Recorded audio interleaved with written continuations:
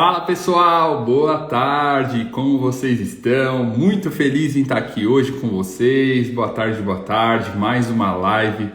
Hoje com essa pessoa incrível, a doutora Janaína Bastos. Vamos estar falando aí sobre colaboradores ruins, os prejuízos que eles podem estar causando aí na sua loja que você nem imagina. A doutora já entrou, deixa eu convidar ela aqui para estar com a gente. Vamos lá, boa tarde, Supermercado Viana. O pessoal está entrando.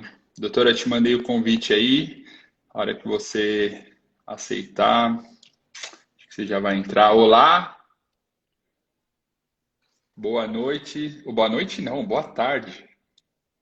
Eu não consigo te ouvir, doutora. Eu não sei se você está me ouvindo bem, mas não, eu não estou te ouvindo. Não sei se é seu fone. Vamos ver. Não sei se é o meu celular, são os meus fones. Deixa eu tirar aqui. Se você me ouve bem. Você me ouve bem agora? Se você estiver me ouvindo bem. Agora eu te ouço. Agora eu tô ouvindo. Vocês me Agora ouvem? foi. Agora foi. Desliguei Olá, o Bluetooth, que é doutora. melhor. Como vai?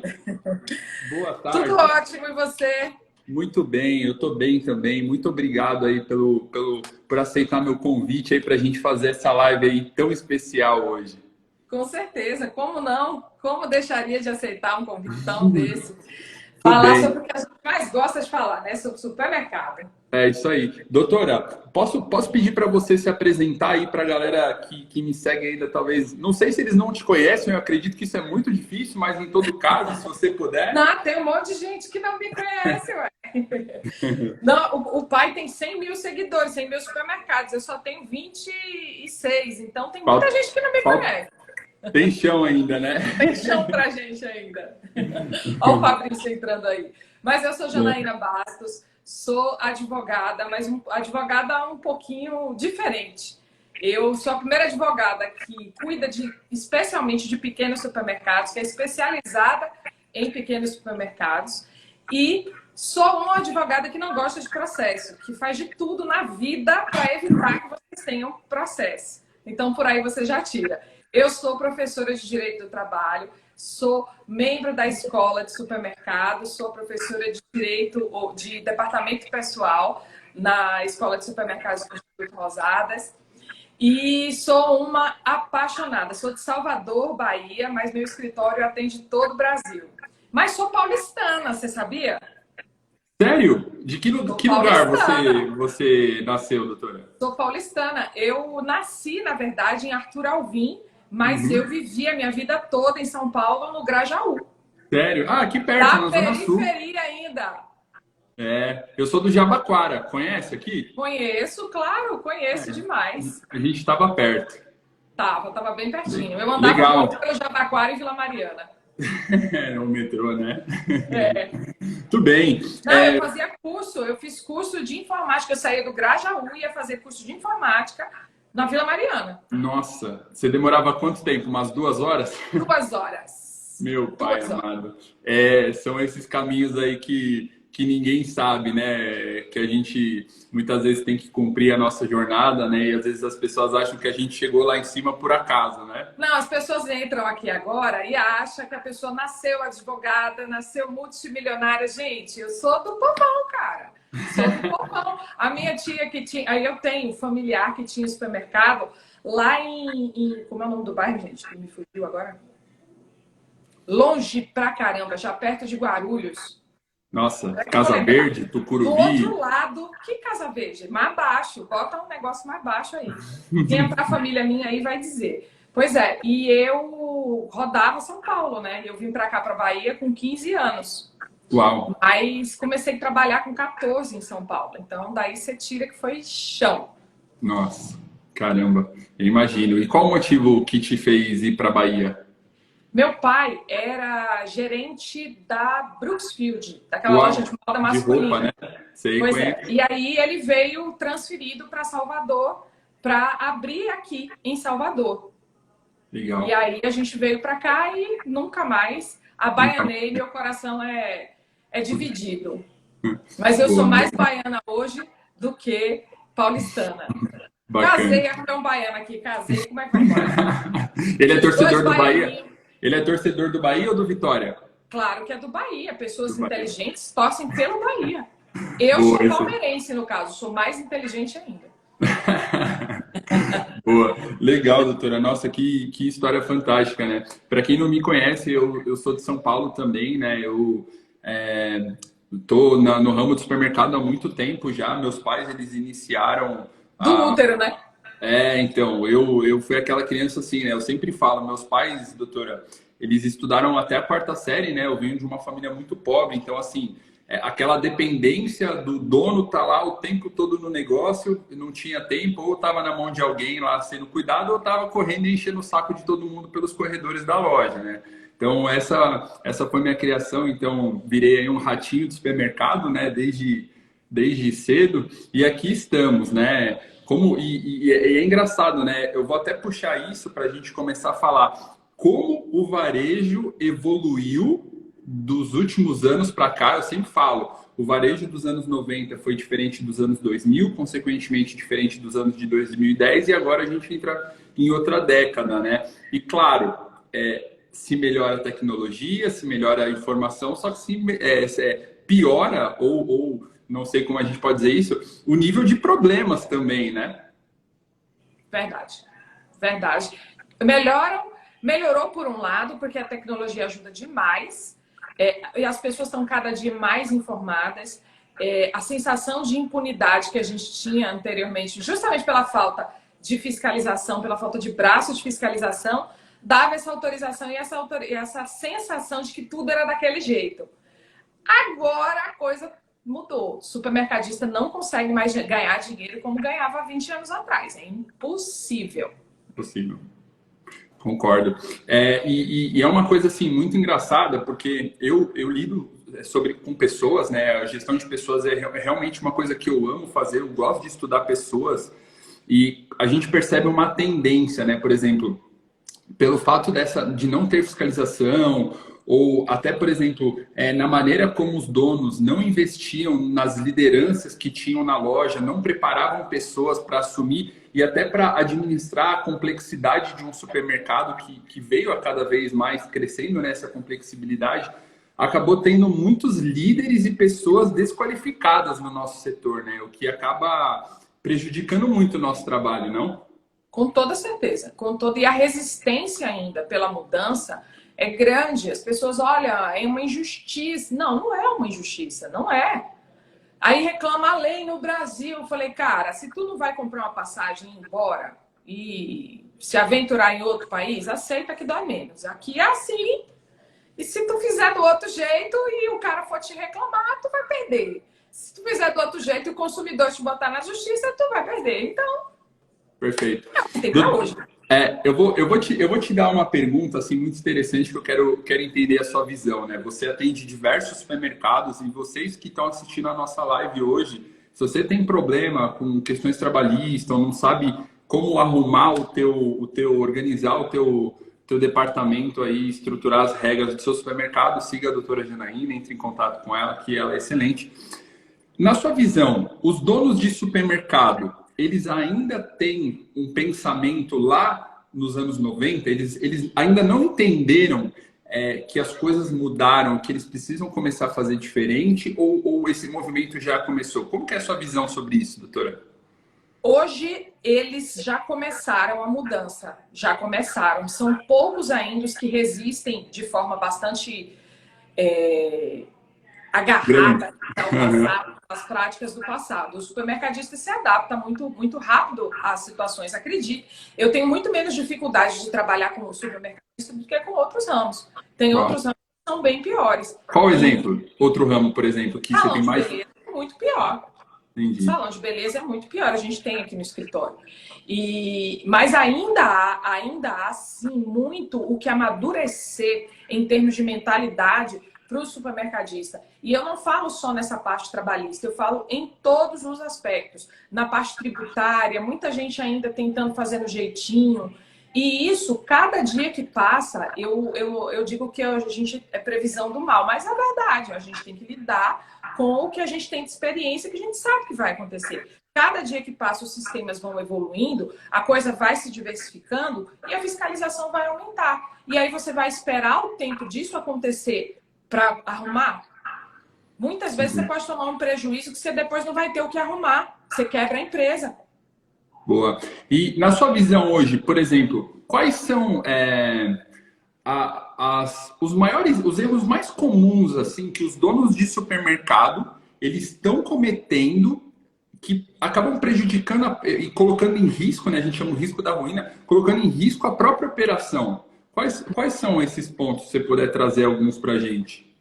Olha, primeiro de tudo é achar que contabilidade é responsável por pensar a parte do departamento pessoal. Esse é o erro mais clássico de todos. É achar que o contador achar que o contador realmente é responsável por dizer, julgar se a escala está certa, se segue a convenção, se não segue a convenção, se paga daquele jeito, se paga daquele outro jeito, se pune o trabalhador, se não pune o trabalhador. Para mim, esse é o erro mais grave. Eles acabam prevenção. Eles acabam terceirizando a responsabilidade. Ah, não, o contador cuida. Não, é porque é difícil mesmo, não é nem isso. É difícil mesmo. Não é fácil tomar esse tipo de decisão. É bem complicado. Porque, pensa comigo, você que acompanha bastante o meu perfil, olha quanta variável eu trago. Quanta coisa eu trago. Olha, o tribunal de não sei aonde pensa tal coisa, o tribunal de não sei aonde pensa tal coisa, o TST pensa tal coisa. Mas tem um princípio não sei o quê. Mas tudo isso acaba se o STF disser diferente. Não é linear. Às vezes a gente fala alguma coisa, o trabalhador tem direito a isso. Cadê a lei que prevê isso? Eu falei, não, queridão, tem lei não. Isso é um entendimento dos tribunais. E se tu não der e o funcionário te reclamar, você toma cacete. Então, é muito, muito mais complexo do que as pessoas imaginam que é. Ah, eu pago tudo certo. Olha, eu boto dinheiro na mesa. Eu não conheço nenhuma empresa que de verdade, que não tenha assessoria jurídica, que pague de verdade tudo certo. Às vezes, não quer dizer que pague menos, não. Às vezes paga mais. Eu já vi empresa pagando mais e que se fosse colocada na justiça ia pagar de novo, até o que era indevido, porque estava pagando errado.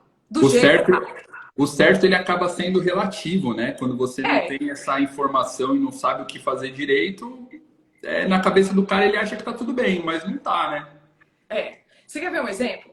Várias vezes as pessoas, não, mas o funcionário me botou na justiça pedindo hora extra, mas eu pago a hora extra. Ah, você paga? Tá bom, manda os contra-cheque aí pra gente. Manda os contra-cheque. Aí não tá no contra-cheque. Não tá no contra-cheque, mas você paga aonde? Não, eu pago no recibo. Ah, você paga no recibo. Aí manda aqueles recibos tudo doido. Quem não paga direito, paga dobrado, né? Gente, levanta a mão aí. Quem fez aquele cambalachinho na hora extra, alguma vez na vida, que pegou e fez assim, precisa daquele colaborador para fazer aquela dobra. Não tem. Açougue. Não tem gente no açougue. Coisa mais difícil que tem é você achar um açougueiro. Coisa mais difícil que tem é achar padeiro bom. Aí o que você faz? Você tá sem gente, você bota o cara para quê? Para dobrar. Para trabalhar os 2 turnos. Aí você faz o quê? Paga um tanto a mais para ele por fora. Sim. Você sabe o que é isso? Cacete na justiça. Você sabe, doutora, eu vou te compartilhar uma coisa que eu também errei uma vez, né? Isso tem uns 2, 3 anos já. E foi muito engraçado, né? Eu lembro que eu sou muito adepto da meritocracia, né? De você pagar prêmios variáveis para estimular as pessoas. Eu sempre falo isso nos meus stories. E eu tinha um colaborador que eu pagava um prêmio fixo se ele batia determinadas metas, só que as metas eram um pouco simples, então ele tinha muita facilidade de bater essa meta, né? E a gente tinha estipulado um prêmio de R$ 500 e eu pagava esse prêmio R$ 500 todo mês, com certa frequência. E quando a gente acabou desligando ele, por alguns problemas que ele teve, ele entrou com um processo trabalhista. E o advogado, ele veio em cima da gente, falou, peraí, se esse valor de R$ 500 está sendo pago todos os meses, esse valor não é prêmio, esse valor é salário, mas ele pode estar descrito como prêmio, mas aqui a gente está tendo um problema, etc. O que aconteceu? Tomamos pau. Com certeza. E é engraçado, porque assim, eu premiei o cara por R$ 500, foi uma coisa que eu acreditava ser benéfica tanto para ele quanto para mim, ou seja, e eu acabei tendo um prejuízo maior ainda, entende? Ou Como 2 seja, e 2 são 4. Se você perguntasse isso aqui para qualquer estagiário no escritório, ele fala, não, faz isso não, moço. Faz isso pois é, não. Faz de outro jeito. Ou então aceita o risco. Porque assim, eu canso de dizer que eu tento ser, e meu escritório tenta fazer essa posição de ser um braço da gestão para tomar boas decisões. Como é que funciona? Você, literalmente, é como se a gente estivesse do seu lado e falasse assim, Jane, posso fazer isso? Aí eu vou falar, ó, vamos ver. Aí vamos analisar a situação ponto a ponto. Como é que você está fazendo isso? E esse outro funcionário? E esse? Está fazendo como? Aí você analisa a situação. Falou, ó, se você fizer isso, como no seu caso aí, se você continuar dando esse prêmio com essa meta prevista e com essa... criando recorrência, essa expectativa no funcionário já de recebimento, de que se ele cumprir determinada coisa, ele chega a determinado resultado, o nome disso não é prêmio, o nome disso é comissão. Ou gratificação, a depender da regularidade. Se for todo mês, acaba virando uma comissão. Então, o que eu te diria? Falou, ó, não faz. Aí você olha para mim, Jean, mas isso deixa o pessoal muito empolgado, o pessoal me dá muito retorno com isso, me dá muito lucro. O que é que eu vou olhar para você e vou dizer? E esse é o grande X da questão. Esse é o grande X da questão. Muitas vezes, quando vocês têm um problema trabalhista, vocês têm uma questão trabalhista, aí vocês perguntam para uma pessoa ou perguntam para algum colega, vocês às vezes até têm a informação certa de que aquilo está errado. A questão toda é que vocês não sabem o tamanho do buraco que vocês estão entrando. E aí eu faço conta. Eu falei, tá, pai, vamos analisar aqui, Rafa, quanto é que daria o teu preju depois de determinado tempo. Aí você olha pra minha cara e faz assim. dá para comprar outro mercado. Tudo mesmo? Aí eu falo, Aí você decide. Você é um cara jovem, arrojado. Normalmente os meus clientes que são assim como você, eles topam um risco maior. E vão lá e eu falo, bicho, faz poupança. Faz poupança. Você já sabe que se o cara reclamar na justiça vai dar ruim. Então, você tem que poupar e contar com isso. Ou então, se você já for aquela pessoa que tem mais medo, falar, não, se eu realmente sofreu uma condenação, eu tomo esse tanto de prejuízo, o que acontece? Você retorna e fala, não vou fazer isso não. Sim. Não dá para fazer desse jeito não. Tem muito a questão, doutora, e isso eu sempre falo para os meus alunos, né? Existe aquele risco pequeno, aquele risco ponderado, né? Que você calcula, você olha a probabilidade, você fala, cara, olha, o histórico de fiscalização, o histórico, ou, por exemplo, de penalidade para esse problema é tanto, a consequência disso é tal valor, e aí tem isso e tem aquele risco que é o cara vida louca mesmo, né? O cara vai para cima e não tá nem aí, só que a hora que a casa cair, acaba tudo, né? Você entendeu? Eu recebo muita gente aqui que fala, eu não tenho problema trabalhista. Eu falei, tá, você acha que você não tem problema trabalhista? Ainda. Ainda. Mas não é essa a questão. E muitas vezes você vai passar o resto da vida sem ter. E aí eu desenvolvo 2 raciocínios, que é isso que o supermercadista não para olhar. O prejuízo trabalhista maior não está nas ações trabalhistas. Está em outro lugar que vocês não estão olhando.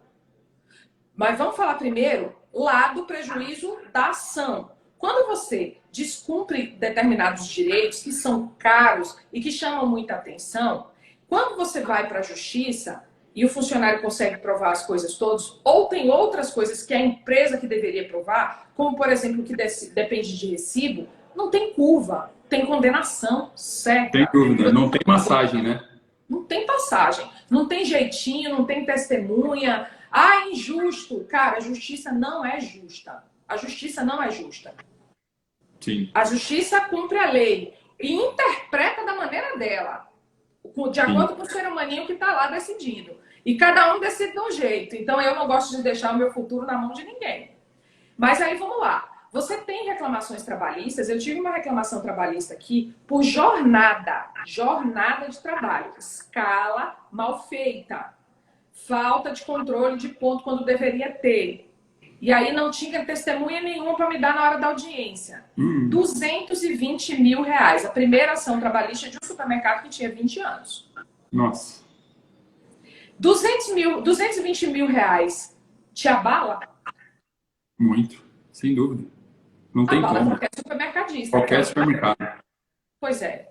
Então, é nesse nível que eu chamo a atenção de vocês, porque é esse nível que pode chegar. Ah, mas eu tive um processo trabalhista e resolvi baratinho. Agradeça a Deus. E a existência de colegas que não sabem assim tão bem fazer o serviço. Sim, porque eu sim. canso de dizer que advogado dá em árvore. Se tu balançar, cai 100. Que sabe trabalhar, tem uns 3. Perfeito.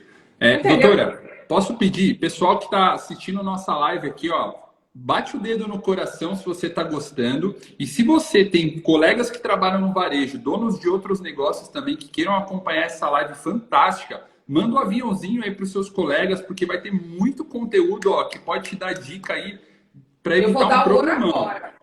Então vai, doutora, manda aí. Onde vocês não estão vendo prejuízo, onde a galera não enxerga. Vocês sabiam que em supermercado você só pode gastar com pessoal total, com folha de pagamento, 8%? Muitos não sabem. Muitos não sabem disso. 8%.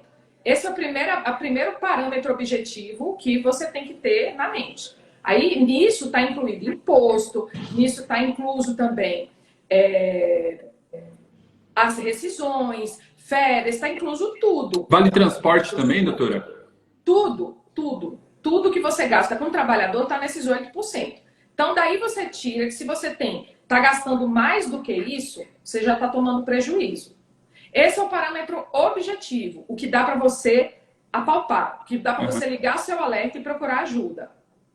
O segundo, e aí sim, aí eu coloco aí no meio as rescisões que vocês pagam.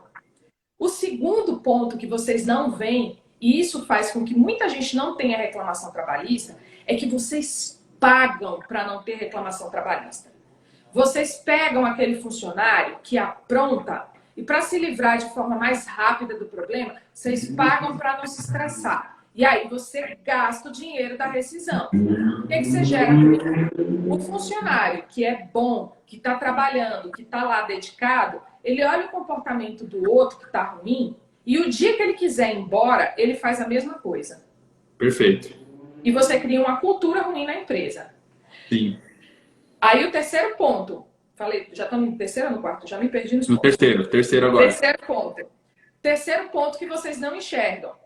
Quando você tem um funcionário que você está lá, trabalhando, vivendo, e ele começa a produzir pouco, ele começa a trabalhar mal, começa a fazer cera, e você não pune, você estimula o restante da sua equipe a não fazer também. Aquele cara que se dedica, que dá o gás, que trabalha muito, enquanto o coleguinha arrumou 2 sessões, o cara arrumou 5, aquele ali, ele vai parar de arrumar 5. Ele vai começar a arrumar só 2. Então, são os famosos laranjas podres, né? Eu sempre falo, doutora, que essas pessoas, elas não trazem só um prejuízo financeiro para a operação em relação à produtividade e ao salário delas, mas elas trazem um prejuízo emocional muito grande, né? Porque elas conseguem principalmente abalar as pessoas que estão em volta. E o laranja podre, falando até agora, entrando no assunto de funcionários ruins, os prejuízos que eles causam, né, que são esses tangíveis e intangíveis, porque às vezes você não faz ideia, né, não tem como quantificar, eles justamente fazem o que os bons funcionários deveriam fazer ou não estão fazendo, que é conhecer as pessoas. Por exemplo, o cara conhece os funcionários que está em volta, sabe o que estimula, sabe os sonhos, sabe o que desestimula essas pessoas, e aí o cara começa a manipular todo mundo de acordo com as objeções e pensamentos de cada um, e aí o cara faz um furdunço ali na casa e já era, e ele quebra o sistema e para você recuperar...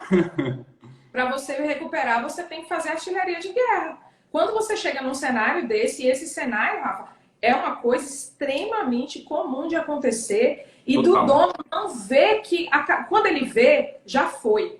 Porque é a parábola do sapo. Eu sempre me remeto a essa parábola do sapo. O sapo, você bota ele numa panela com água friazinha, e ele fica lá confortável, sossegado, quietinho.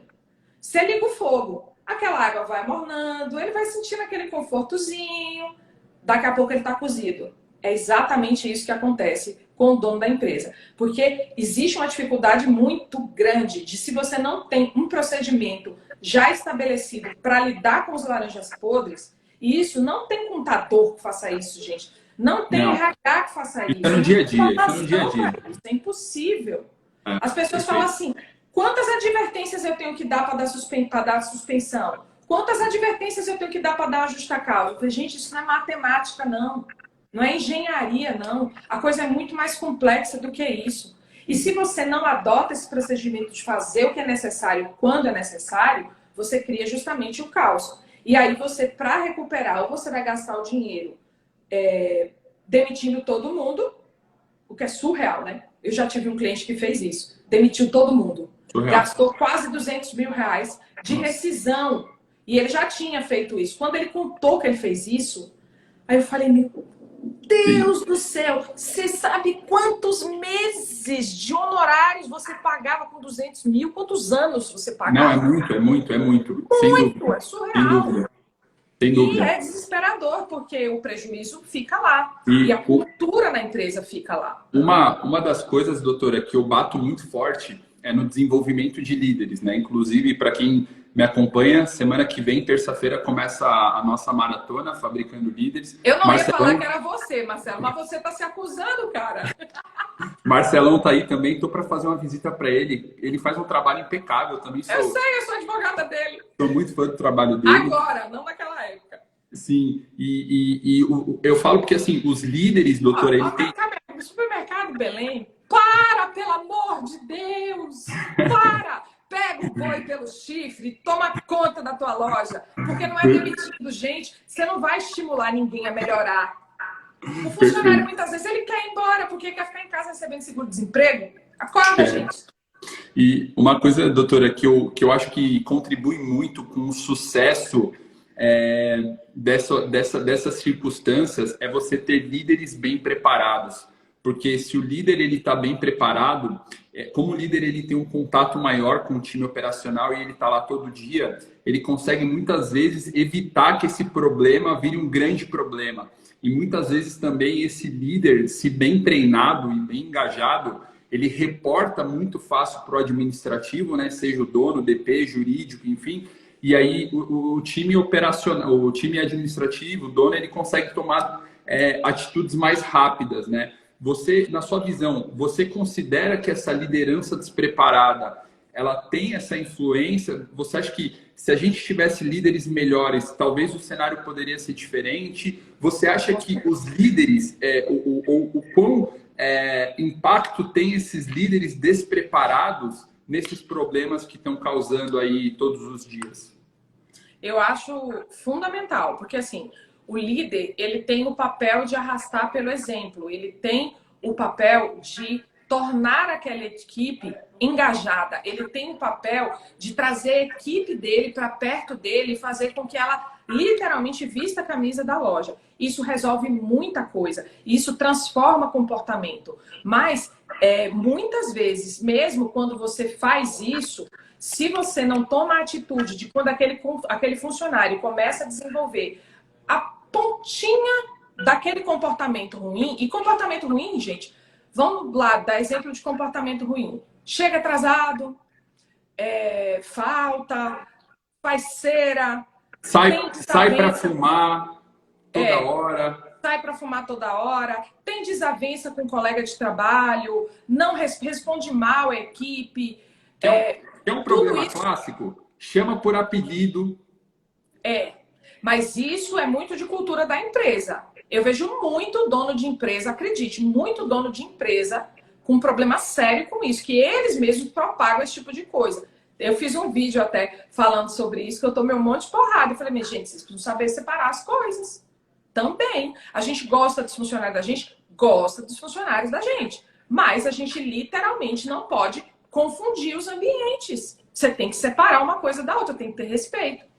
E assim, eu digo o seguinte, que quando você não pune o funcionário na hora devida, quando tem que punir, e punir, gente, não é artilharia de guerra, não. Não é Não, fazer uma não. guerrilha armada com o É funcionário. colocar ordem na casa.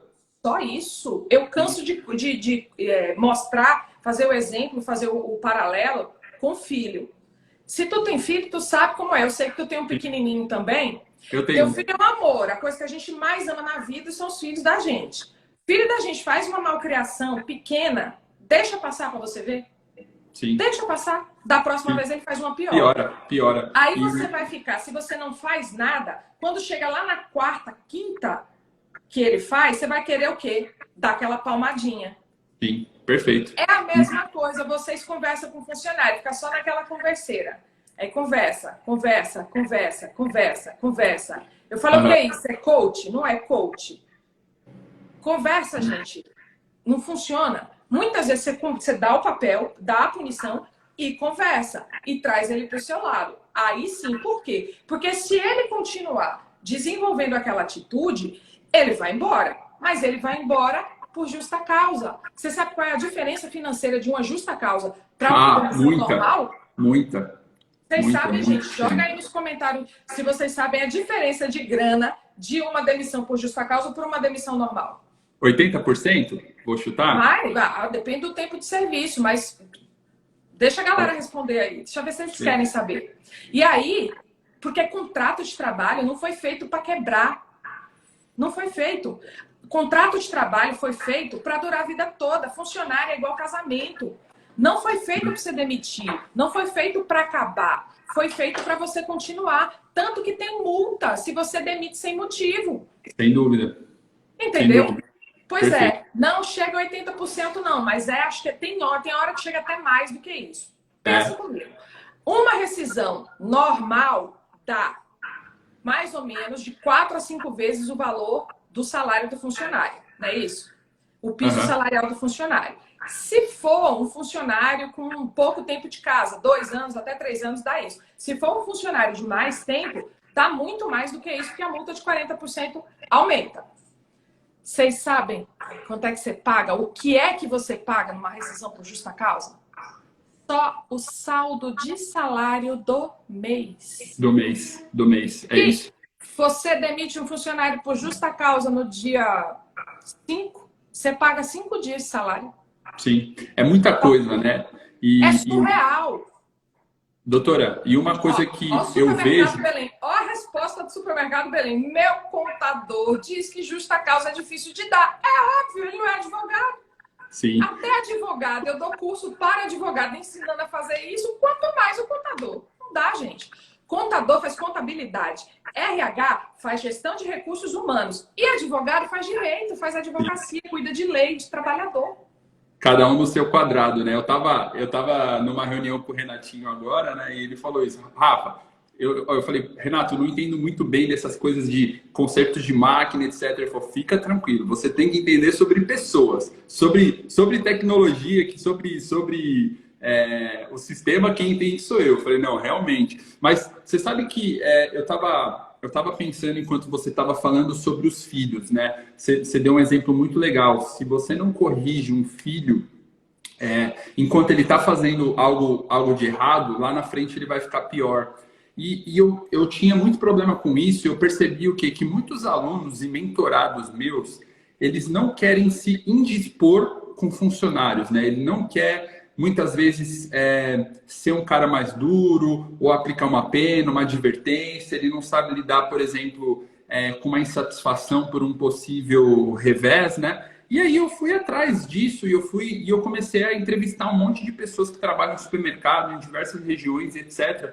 E curiosamente, eu cheguei num resultado que as pessoas, elas preferem um líder justo do que um líder bunda mole ou um líder rigoroso demais.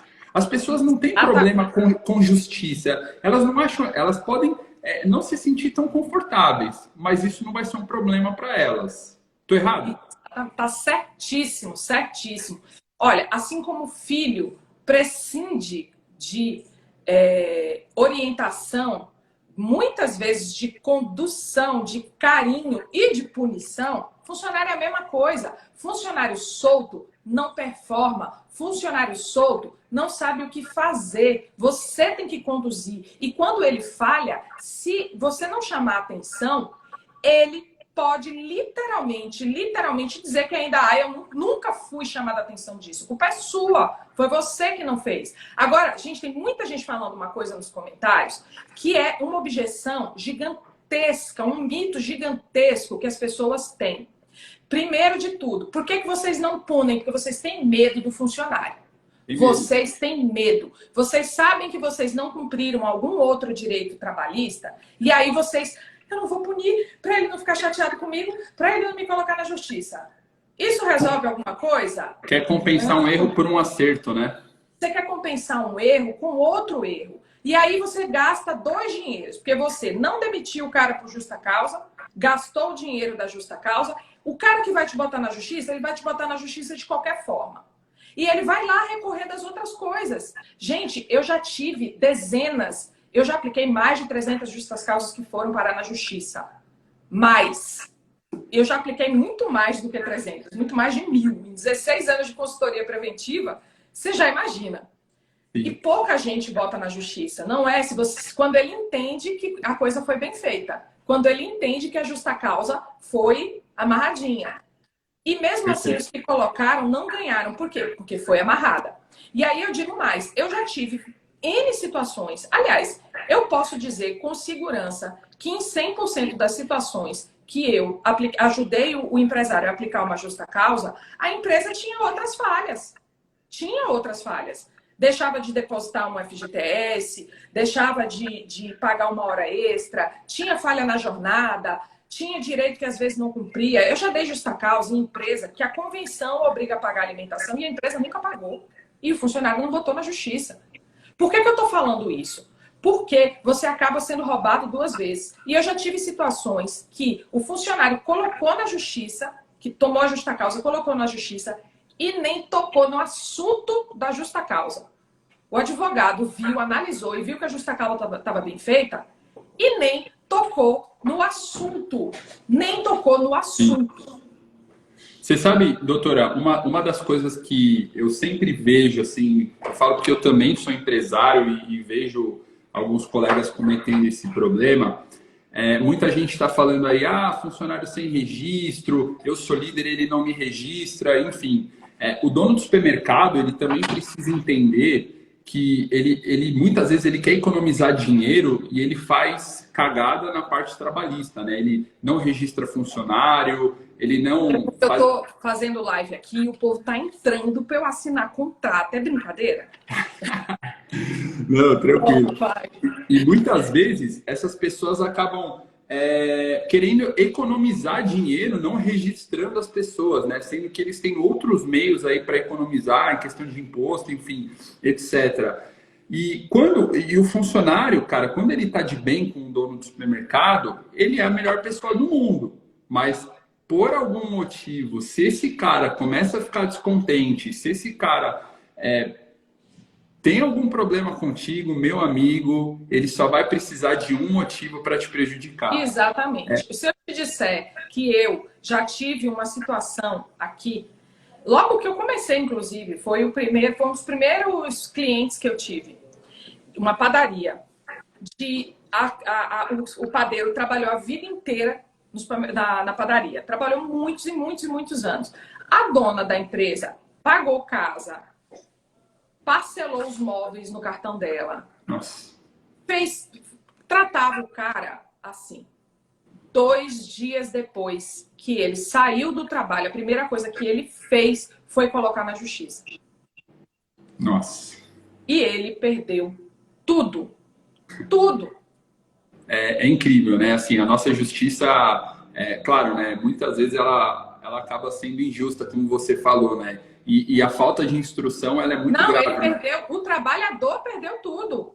Foi justa, a decisão foi maravilhosa. O trabalhador, esse aí, ele perdeu tudo. Que bom. Ainda tomou um sabão do juiz, ainda tomou um sabão. Você sabe que isso aconteceu comigo? Teve uma operadora de caixa que ela furtou aqui na minha loja, né? Ela estava cancelando o cupom e pegando dinheiro, né? E a gente controla o cancelamento, né? Claro, são até um dos índices, eu ensino isso nos treinamentos, né? Essas possíveis processos e quebras. E o que aconteceu? Essa mulher ela foi tão audaciosa que, além de roubar, porque assim, ela achou que a prova só era testemunha, mas a gente tinha a câmera, né, a gravação, só que a gente não tinha mostrado para ela a gravação. A gente só chamou ela e falou: olha, a gente percebeu que você pegou tal, tal, tal, a gente tem a testemunha aqui que viu e a gente te mandou embora, tá te mandando embora, etc. Justa causa foi. E ela entrou com um processo contra a gente, porque ela pensava assim: ah, é só testemunha? Bom, vamos chegar lá a gente discute, né? E aí, quando a gente apresentou o vídeo, a gente colocou o vídeo lá nas provas e o juiz, ele foi e ele abriu o vídeo. Na hora do julgamento, ele deu um esculacho na mulher, ele deu um esculacho tão bem dado, que ele falou assim: olha, a sua sorte é que essa empresa não quis te prejudicar. E aí ele foi lá, ela acabou perdendo, né? E ela teve que pagar os honorários dos nossos advogados, né? E hoje em dia, sim, né? Então, assim, eu já te devolvo com uma pergunta: o quão a justiça hoje ela está evoluindo nesse sentido depois da reforma trabalhista? Você tem percebido que as coisas têm sido mais justas ou ainda te traz incertezas? Sua pergunta é excelente, porque já tem muita gente falando aí nos comentários sobre isso. E, gente, a justiça, muito antes, por incrível que pareça, a reforma trabalhista, ela deu uma assentada por um tempo, as pessoas ficaram com medo de entrar com as ações, depois voltaram a entrar normalmente. Todo mundo entra. A coisa já voltou praticamente ao normal. Agora está menor também por causa da pandemia, mas deixa eu abrir as porteiras para vocês verem. Tem uma enxurrada de ação incubada com esse Covid-19. Muita demissão. Quando você tem muita demissão em massa, você tem muita ação. Então, vamos lá. Os juízes, há uns 15, 20 anos atrás, eles tinham um perfil pessoal completamente diferente do que tem hoje. Eram, normalmente, advogados que trabalhavam, estudavam, levavam um tempo para passar no concurso. Essa safra de juízes que estão entrando agora são filhos de empresários, que são aquelas pessoas que têm grana para ficar em casa sentado estudando para concurso. Porque hoje a realidade do direito é que é altamente concorrido você participar de um concurso para juiz. Você tem que passar muitos anos estudando para fazer isso. Então, essas pessoas, elas têm uma mentalidade completamente diferente do que se tinha no passado. Então, hoje a gente não tem necessariamente aquela classe de juízes que só protege o trabalhador. Temos esses juízes? Temos esses juízes, sim. Mas temos outros juízes que protegem a empresa. Que protegem realmente, real oficial, a empresa. E tem outros que são como efetivamente deveriam ser. Justos. Que se baseiam pelas provas dos processos. Porque prova no processo é interpretativa. Eu canso de dizer, muitas vezes quando a gente pega um processo aqui e é um processo que depende de prova testemunhal, aí eu digo o seguinte, falo, ó, se o raciocínio, se o reclamante tiver uma testemunha, é um. Se ele não tiver testemunha, é outro. Agora, se ele tiver testemunha e eu tiver testemunha, o juiz vai jogar para cima e vai catar o que ele se afina mais. Se as duas testemunhas forem boas. Aí vai pela convicção pessoal dele. Vai literalmente por que lado ele torce mais. É Fla-Flu. Sim. É Bavi.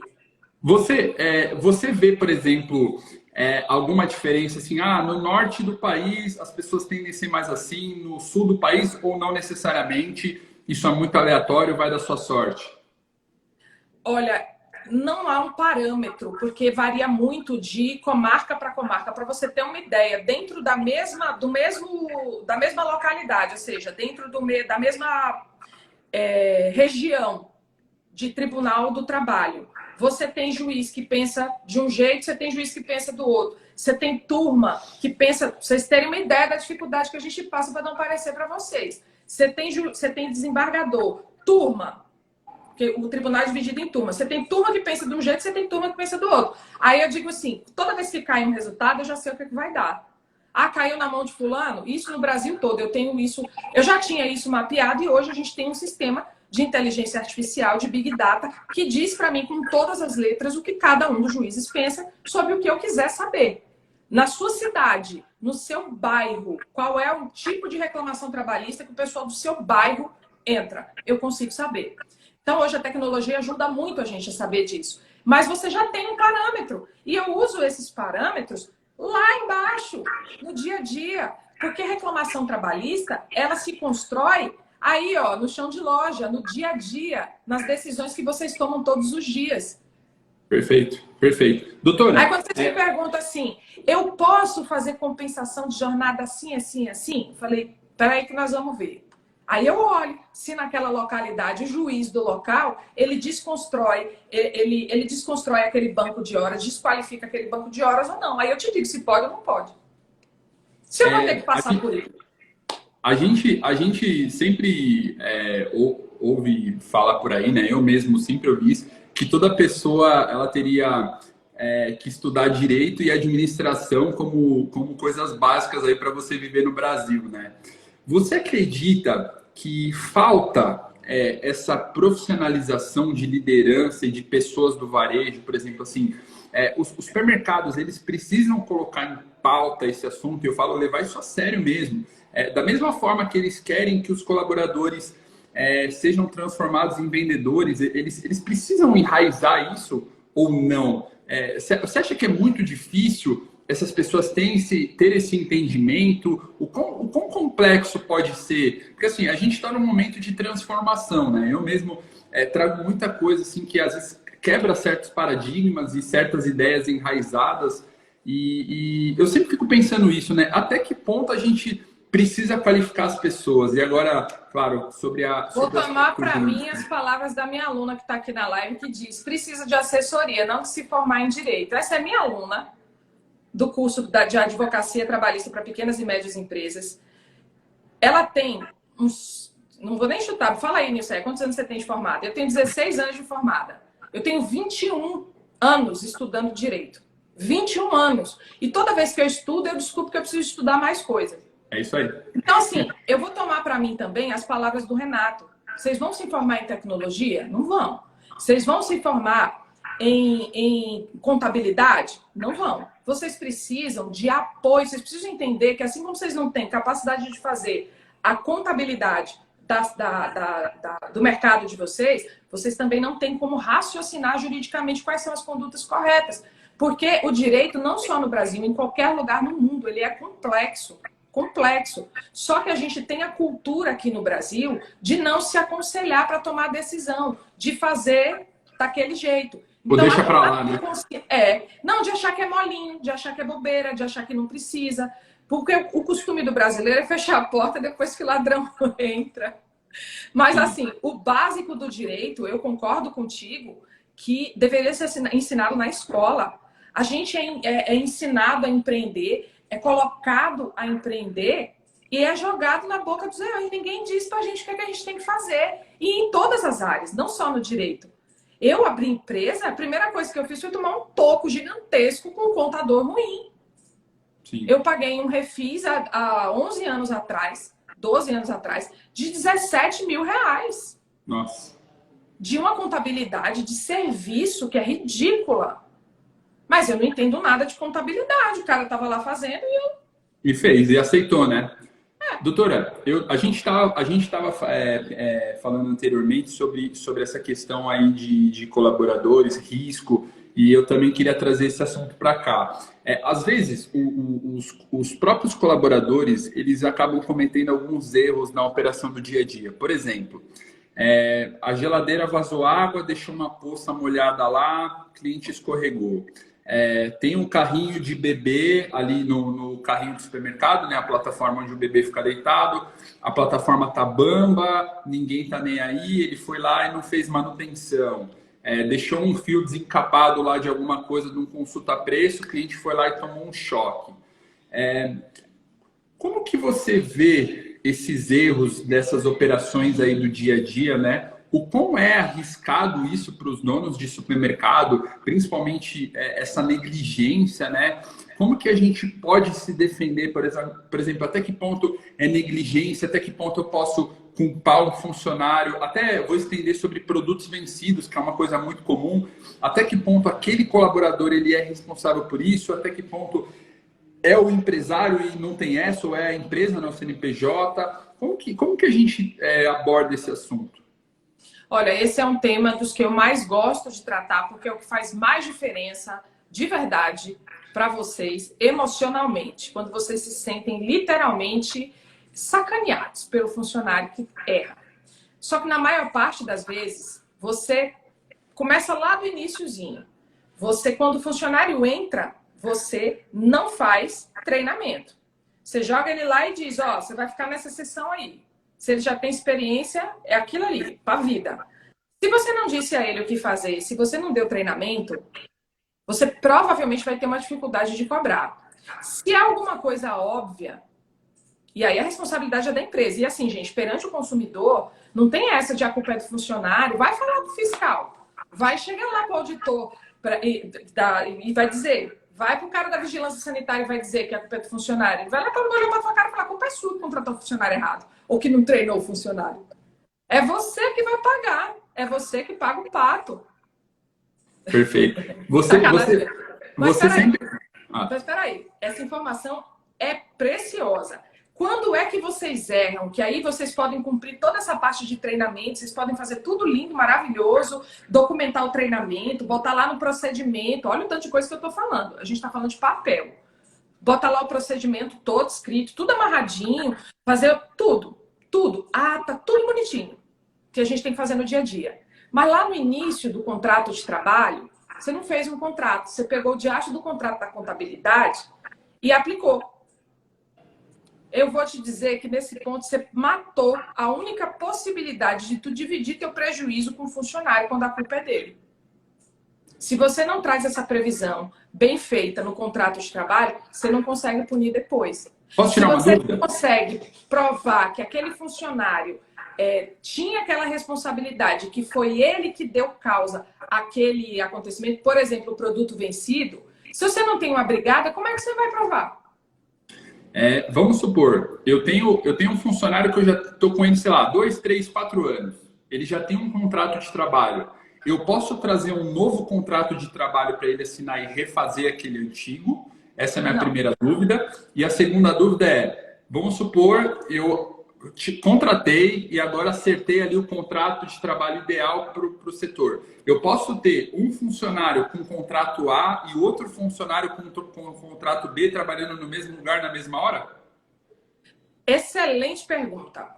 Estão conectadíssimas. Quando você combina uma coisa, o que é que você pode fazer? Você pode recombinar. Só que no direito do trabalho prevalece o seguinte: você não pode piorar a situação do trabalhador no meio do caminho.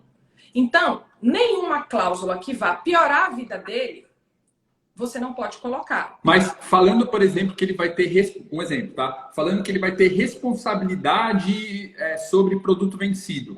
Isso se considera piorar ou não? Com certeza. Mas nesse sentido, eu digo para descontar do salário dele. Tem outras coisas, você não pode refazer um contrato de trabalho, mas você pode fazer um aditivo de contrato de trabalho. Você pode criar normas através de outros documentos e pode cobrar essas normas. Agora, não são todas as normas. O pessoal morre me perguntando, gente, por que não faz contrato? Me dá um modelo desse, bonzão de contrato de trabalho. Aí eu digo sempre, o que o seu mercado tem de procedimento, o seu vizinho faz idêntico? Vai todo mundo igual? Não tem como ser padrão. E é por isso que o copiadão não funciona. Não funciona. Perfeito. E assim, você consegue melhorar e muito o futuro. Você consegue melhorar e muito. E dentro de uma mesma empresa, a vida de um trabalhador pode ser uma e a vida do outro trabalhador pode ser outra. Só não pode mudar em relação a piso salarial da mesma função. Peraí. Mas o que você combinou? Olha, as regras que eu tinha aqui para esse, agora a empresa evoluiu e tem essas regras? Pode. Entendi. Doutora, uma das coisas assim que eu percebo bastante é que as pessoas, elas, como que eu posso dizer? Elas não fazem ideia do quantas possibilidades diferentes tem para se proteger, né? Por exemplo, no meu programa Fábrica de Líderes, né, que novamente falo para vocês, maratona começa terça-feira. Quem não se inscreveu ainda está perdendo tempo. Quem não se inscreveu, ó, aqui clica no meu nome, me segue e se inscreve lá. Por exemplo, no meu curso, eu ensino, claro, eu falo do meu método, né? Eu ensino, por exemplo, você como eu desenvolvi meus líderes, meus cases de sucesso, os checklists que eu uso. Só que eu faço questão também de ensinar você a como fazer essas coisas, como você desenvolver um líder, como você criar um checklist, como você... Porque se eu não desenvolver pessoas que pensem, sabe, que tenham pensamentos críticos, que de fato conseguem sair da curva e não ter uma dependência sobre meu conhecimento, o nosso legado não vai estar valendo de nada, né? Exatamente. Para você também faz sentido isso? Para mim é perfeito. Eu penso exatamente como você. A gente aqui no escritório tem uma política, e não é uma política fácil de instituir, e é por isso que eu vou dizer que eu não acredito em compliance para pequena empresa. Compliance é aquele programa de adequação completo, bonitão, caro pra caramba, que fica lindo no papel, lindo. Agora bota para rodar. Bota para rodar. Não dá. Por quê? Porque você tem que educar o empresário. Eu trabalho muito mais educando, dando consciência ao empresário daquilo ali, para que ele incorpore aquilo ali na empresa dele e não venha errar de novo. Caiu um meteoro na Bahia, matou todo mundo do meu escritório. Tu vai fazer o quê? Não vai fazer, não sabe, pronto, morreu, não sabe mais fazer nada? Não, aprendeu no passado. Vai vivendo, vai construindo, vai mudando as coisas aos poucos. Concordo plenamente com você. Perfeito. Porque o que o empresário ele não entende, ele não aplica. Ele não aplica. Perfeito. Acho que até os colaboradores, né? Eu sempre falo isso, cara. Você quer que os seus colaboradores comecem a mudança, comecem a dar resultados diferentes, esses caras precisam entender o porquê das coisas. Eles precisam entender o porquê eles estão fazendo isso. Por exemplo, a gente fala sobre layout, né? Ó, aqui você precisa colocar o produto premium em cima, o produto marca líder mais embaixo, o produto com melhor margem no meio, o produto de combate e mais barato embaixo. Tá, legal, você vai ensinar o cara a apertar o botão. Só que se ele não entendeu por que ele está fazendo isso, vai chegar uma hora que ele vai travar. Entende? Só vai reproduzir o que você está falando. Entende? Então, assim, olha, então eu falo, o produto mais barato, por exemplo, o cliente não gosta de abaixar. Então, ele só abaixa se ele tiver uma motivação muito forte. Então, por isso que os produtos mais baratos ficam embaixo. Deixa lá para a galera pegar. Por que os produtos com maior margem, eles ficam ali na altura das mãos, dos olhos, né? Porque é o primeiro, é instintivo, né? Como as pessoas pegam. Por exemplo, você via os cases até das lojas de geladeira, né? Eles começaram a fazer geladeiras sem porta nos anos 2000, porque justamente esse tempo das pessoas tomarem essas decisões para pegar os produtos ali, a porta ela era meio como um bloqueio, né, para essas pessoas. E eles precisam entender isso, porque se eles não entenderem isso, eles não entendem comportamento de consumo, eles não desenvolvem pensamento crítico, não desenvolvem proatividade para começar a olhar certos problemas na operação e, sabe, fala assim, não, peraí, esse problema se resolve dessa forma, então pode deixar que eu vou lá e resolvo. Enfim. Como é que você vai fazer cross sem entender de layout? Perfeito. Aí reclama, o ticket da loja é baixo. O ticket médio da loja é baixo porque tu não sabe arrumar a loja. Esses dias, e é engraçado, né? Esses dias eu tava vendo uma ponta de gôndola no supermercado que ele tava com macarrão e arroz. Os dois itens estavam em promoção, né? E eu achei estranho isso, né? E eu fui entender, né? Eu fui de curioso lá e cheguei no supervisor, etc e tal, e fui perguntar. E eu falei assim, olha, mas por que vocês fez? O que você pensou para colocar macarrão com arroz, né? Eu até achei que ele ia me responder, olha, os dois itens estão em promoção, eu queria deixar em evidência, etc e tal. Eu falei, não, porque aqui o pessoal gosta de comer arroz com macarrão, então eu deixo junto. É como se fosse arroz e feijão, arroz e macarrão é a mesma coisa. Hoje todo mundo come arroz com macarrão. Eu olhei para ele assim, eu falei, ué... Eu, sinceramente, eu não como arroz com macarrão. Tudo bem, se ele come, não tem problema nenhum. Mas O cara, ele pensa no consumo próprio, como é melhor para ele, e ele acha que todo mundo vai ter o mesmo comportamento que o dele, entende? E a mesma coisa, por exemplo, o dono do supermercado, muitas vezes ele não faz essa proteção jurídica do jeito correto, porque ele acredita que todo funcionário é um cara do bem como ele, é um cara coração, entende? Aí o cara vai lá e toma. É isso, não? É isso também, mas é porque muitas vezes ele pensa no que ele vai investir numa assessoria mensal, ele não pensa no dinheiro que ele está economizando. Lá no início da live, quem não estava aqui lá no início da live, depois o Rafael vai deixar salvo, você vai lá e assiste, que eu expliquei por A mais B o tanto de dinheiro que vocês jogam no lixo, não pensando nisso. Estou falando de dinheiro real, não é dinheiro na ação trabalhista, não. Esse aí você toma também. Mas é muito mais coisa por não fazer isso. Porque, olha, pensa comigo. Tu vai e, não, vou profissionalizar minha loja, vou passar para o lucro real, não vou mais fazer nada de errado, e aí eu vou treinar meus colaboradores para todo mundo performar lá em cima e vou investir nisso, faz aquele negócio todo. Aí você investe em tudo isso. Seu funcionário olha para sua cara e fala, tô acostumado a fazer de outro jeito, não vou fazer mais não. Não vou, não me adapto a fazer desse jeito, sou papagaio velho, não aprendo a falar. Aí o que você vai fazer com esse cara? O cara não aprontou nada. Tu não tem nada escrito com ele. Tu não documentou nada do que tu fez no caminho. E tu vai fazer o quê? Tu vai pegar e vai demitir o cara. Aí tu vai fazer o quê? Vai pagar de novo para treinar tudo de novo. Tudo de novo. Aí se você continua sem amarrar, você consegue cobrar? Não consegue. Então assim, se você não tiver o jurídico para amarrar todas as outras coisas que você faz em todos os outros setores, você não vai executar. Sim. Você não vai executar. Uma das coisas que às vezes as pessoas me perguntam, doutora, é sobre o CBO da função, né? Ali então a gente tem que falar sobre isso também, acho que é muito importante, né?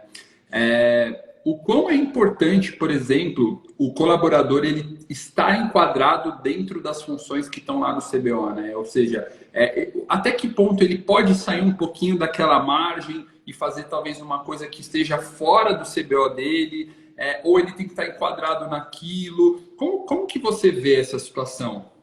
Como vê, não. Como é de verdade. Porque isso é mito de RH. RH tem que se prender nessa coisa de CBO.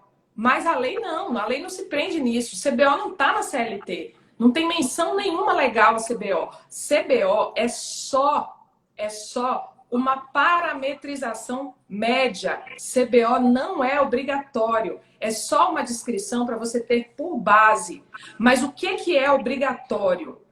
O funcionário se obriga a fazer tudo que estiver conexo com aquela atividade que você combinou. Então, se seu mercado é pequeno e você combinou com um cara que ele vai ficar no Horti e ele vai repor a seção de biscoito, é obrigação dele. E que ele vai limpar a loja, ele vai fazer isso. Qual é o nome da função? O que você quiser.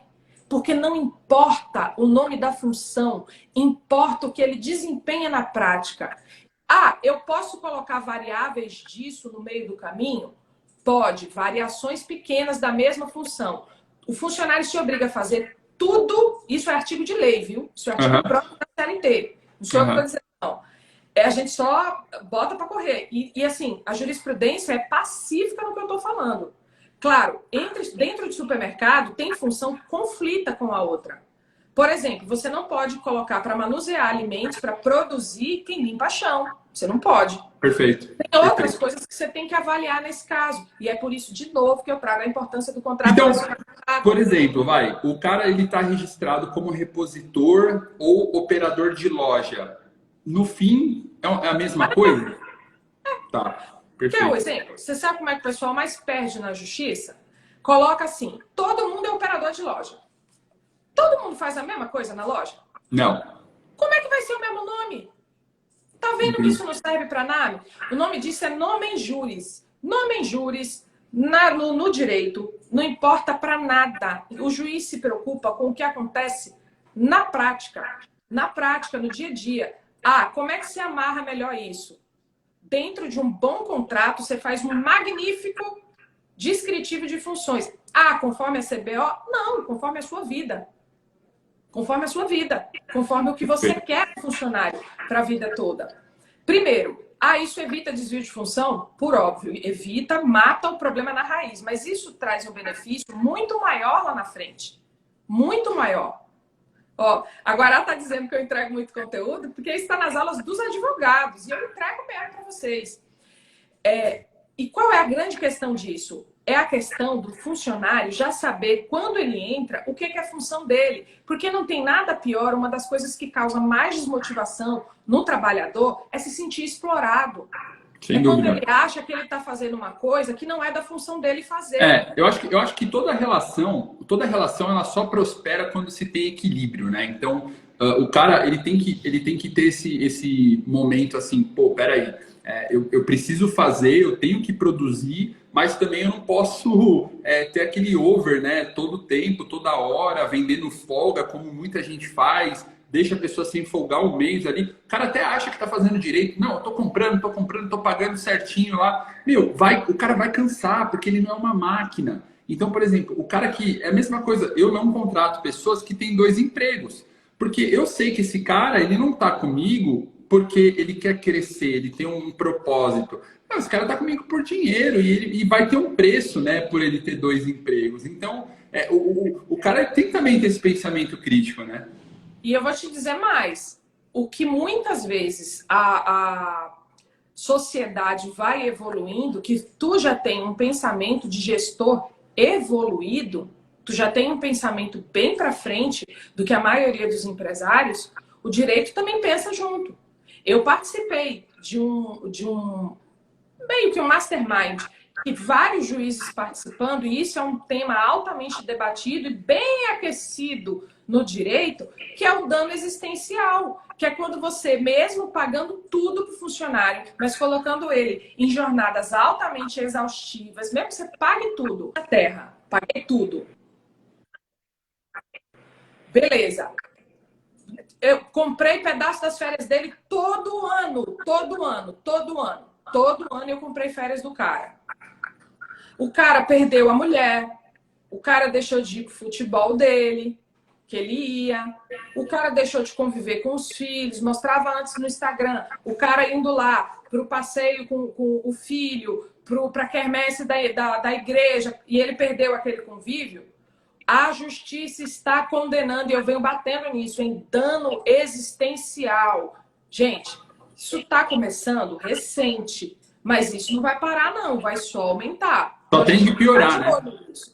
Entendeu? A coisa evolui. Uma das preocupações do varejista, doutora, é com o uso muito frequente do celular. E existe aquela prerrogativa, e muitos donos eles me falam assim: mas minha funcionária fala que tem filhos pequenos e eu preciso estar com o telefone todo o tempo. O outro pergunta para mim: mas eu vou no banheiro, a fulana está lá 1, 2, 3, 4 vezes no mesmo dia, às vezes ela está mexendo no celular. Como que está sendo essa questão, por exemplo? Porque, claro, né, quanto menos foco o funcionário tem, quanto mais folgado, né, digamos assim, ele mais ele vai usar o celular. Como que o dono do supermercado ele consegue se blindar com isso? Orientando, divertindo, no contrato?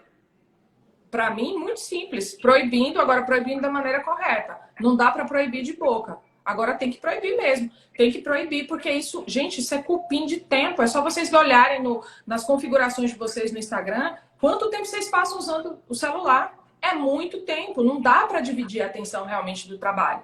Se você divide a atenção, você favorece acidente de trabalho, você reduz a produtividade, você faz uma série de coisas. Então, tem realmente que reduzir. E aí, a questão é como você faz isso. Dá para fazer tranquilamente, fazendo por escrito e dando condições do trabalhador, obviamente, ser contactado na empresa. Porque vai que morre alguém da família dele, ele vai ficar sem contato. Não pode. Mas que pode proibir, pode. Apesar de também já ser um caminho aí que a Mônica Armani está desenvolvendo, de todo mundo virar digital influencer dentro do supermercado. Se trabalha com celular, pode regulamentar como se usa o celular. Também tem isso. Entendi. E aí, por exemplo, se o funcionário ele trabalha com o celular próprio dele a favor da loja, isso pode dar problema também? Isso pode dar problema. tem que regulamentar isso também. Agora, ó, eu não vou nem ler a pergunta toda do João, porque ele está falando de caso concreto. Mas uma coisa importante também que a gente não pode misturar dentro do contrato de trabalho, que a gente falou lá atrás, só para não ficar confusão na cabeça das pessoas, tem função, tem atividade que é atividade diferenciada, que tem regulamentação própria, ou que está lá na convenção coletiva com um piso diferente. Nessas situações, você tem que tomar cuidado. Perfeito, perfeito. Poxa, doutora... Dá para resolver isso sozinho? Me diz se dá para resolver isso sozinho. Não, não dá. Não tem como. Aí, sozinho. Não tem como. E eu falo, eu estava conversando justamente com o Renatinho antes da gente entrar em live, né? O dono do supermercado, ele tem tanta coisa para se preocupar, ele tem tanta coisa para cuidar, que, claro, ele muitas vezes não vai... direito para se preocupar com isso também? Sim, então eu falo, procura quem conhece do assunto e não perca tempo, sabe?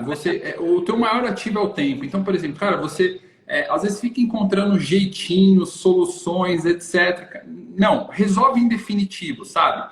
Deixa as coisas redondas, porque eu não vi até hoje uma rede de supermercados com 5, 6, 7, 8 lojas que paga funcionário errado, que registra a gente ou não deixa de registrar, deixa o cara trabalhando lá 3 meses sem registro para depois registrar. Acho que não começa a trabalhar prospera, sem né? registro, aí vai registrar depois do contrato de experiência. Isso.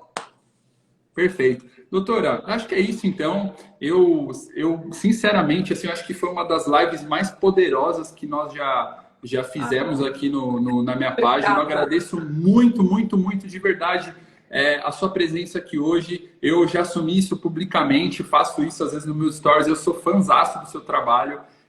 Todas as pessoas que eu sempre recomendo e marco nos meus stories são pessoas que eu confio muito assim em questão de qualidade de conteúdo e trabalho. Então, parabéns por tudo que você tem feito. Acho que você está no caminho certo e obrigado pelo convite também. Pela eu que agradeço e depois você vai lá fazer no meu para ficar gravado no meu também. Que olha, eu também super te admiro, já acompanho o seu trabalho, não há tanto tempo, mas há um tempo suficiente para saber que você é um dos caras mais tops nesse segmento. E quem não se inscreveu na jornada dele da semana que vem, sai da live agora e se inscreve. Isso aí. Ó, meu perfil tá aqui, Rafael Haddad, tá lá. Link na bio, líderesparavarejo.com, se inscreve, maratona 100% gratuita na semana que vem. Se você não sabe como desenvolver pessoas de qualidade, pessoas de resultado, líderes eficientes, para você aí descentralizar, ter liberdade de tempo e lucratividade na sua loja, se inscreve lá que eu vou te ensinar muito. Na próxima terça-feira começa. Você não precisa pensar, delega o que você não precisa pensar e vai viver. Vai viver, perfeito. O dono do supermercado ele precisa viver. Senão vai chegar no fim da vida esgotado, depressivo, e aí não tem como. E você só cresce se você tiver pessoas ao seu lado, pessoas bem treinadas e capacitadas, né, doutora? Com toda certeza. Com toda certeza. Obrigada. É isso, então. Beijinho para vocês, pessoal. Fiquem com Deus. Beijo, galera. Obrigada. Obrigado.